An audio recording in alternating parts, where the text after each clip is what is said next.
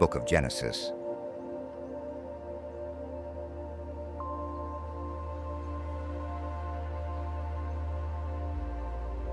Dear Chapter 11.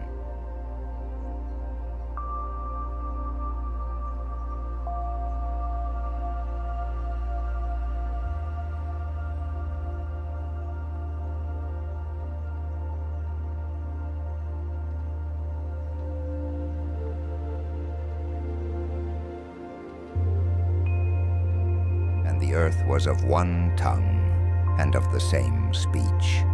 And when they removed from the east, they found a plain in the land of Sennaar, and dwelt in it. And each one said to his neighbor, "Come, let us make bricks, and bake them with fire." And they had brick instead of stones, and slime instead of mortar. And they said, "Come, let us make a city and a tower, the top of which may reach to heaven. And let us make our name famous before we are scattered abroad into all countries." And the Lord came down to see the city and the tower, which the children of Adam were building. And he said, "Behold, it is one people, and all have one tongue. And they have begun to do this, neither will they leave off from their designs, till they accomplish them indeed.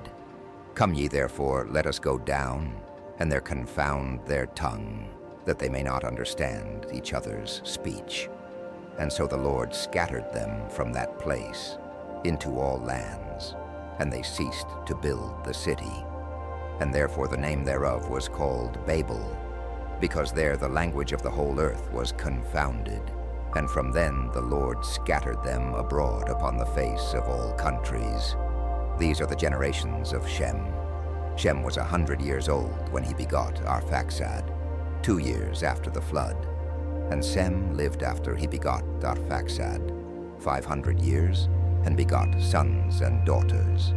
And Arphaxad lived 35 years, and begot Sael. And Arphaxad lived after he begot Sael 303 years, and begot sons and daughters. Sael also lived 30 years, and begot Heber.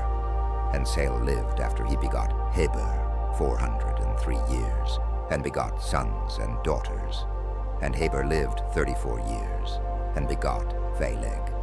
And Heber lived after he begot Phaleg 430 years, and begot sons and daughters. Phaleg also lived 30 years, and begot Reu.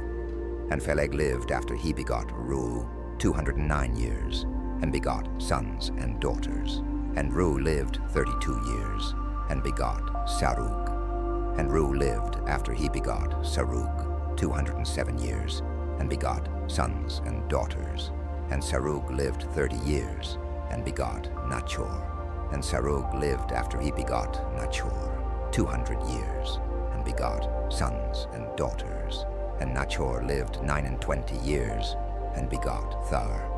And Nachor lived after he begot Thar 119 years, and begot sons and daughters. And Thar lived 70 years, and begot Abram, and Nahor, and Aran. And these are the generations of Thar. There begot Abram, Nahor, and Aran. And Aran begot Lot. And Aran died before Thar, his father, in the land of his nativity, in Ur of the Chaldees. And Abram and Nahor married wives. The name of Abram's wife was Sarai, and the name of Nachor's wife, Melcha, the daughter of Aran, father of Melcha, and father of Jesha. And Sarai was barren, and had no children.